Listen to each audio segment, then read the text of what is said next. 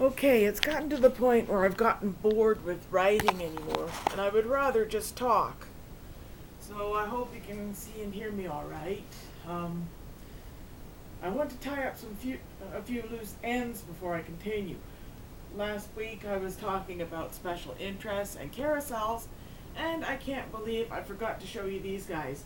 These are my babies. Jeanette designed the original horses. They appear on my first quilt. This is the honeymoon horse with ladybugs and butterflies, rainbows, and cute little hearts. And this is the gas sign horse. It reflects her interest in Petroliana with all these different gas station logos. And I was talking about tattoos, and I got off on a tangent about my aunt's chemotherapy because I was talking about a girl in my class who had to wear this IV pump for antibiotics because she had complications with hers. And there was somebody else on Facebook who posted a link to some angry rant about this guy who said that women with tattoos were four things. Said we were selfish, said we were crazy, and we were sluts. And one other thing. I forget what the other thing is. Probably attention whores. Well, he says we're selfish, crazy sluts like it was a bad thing. Anyway, the less said about that attitude the better. I just maybe I spent my money foolishly, maybe not. It's my body and I'll do what I want. And I like my tattoos. I have no regrets. I like my clown. I know he's gonna be there for the rest of my life. And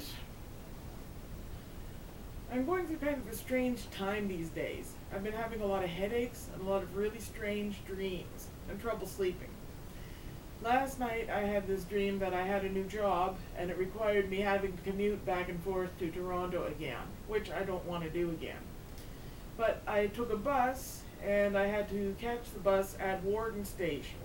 Anyone familiar with Toronto geography might know where Warden is, but for some reason I was on the wrong bus and I went into a panic because I didn't recognize the geography around me as I trailed away further from the city and into more unrecognizable turf. Fortunately, the people on the bus were really nice, but they told me I wasn't going to Toronto, I was going to Stouffville. What the hell's in Stouffville, other than Stouffville Market? It looked very modern, lots of skyscrapers, not how you'd expect Stouffville to look. And it was one of those dreams that seemed to go on and on and on. I was relieved when I woke up.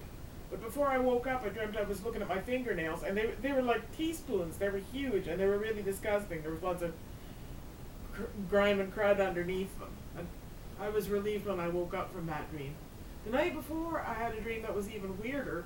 I dreamt that my mom was still alive, and she was living in the Forest Manor townhouse, only it was in Oshawa, and Jeanette and I had to go to some sort of a meeting at this hotel. It was close to where I live, but we had to go downtown first and up and around. And the first day we were at this meeting, we were down in this little convenience store, and I got lost. I couldn't find my way out of the building.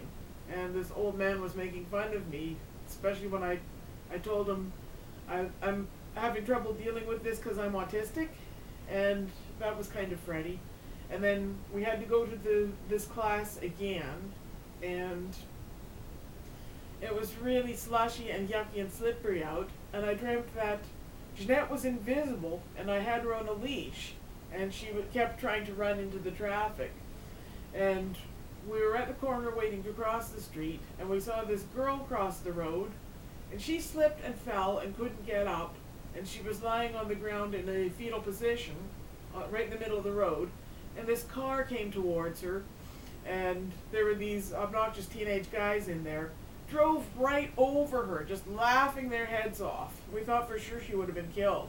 But the weird thing is, she got up unharmed and walked away. And this kind of weirded me out, and I woke up startled. I wonder what this dream means.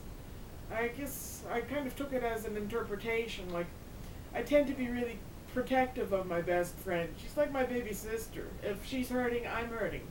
But I think the guys in that car and the girl who got run over kind of to me represented her and the incident last week. These guys making fun of her, but I guess it symbolized that she's going to be fine. She's okay. And I had this today while I was watching TV. I had this vision that she was getting on the bus and she ran into those guys again.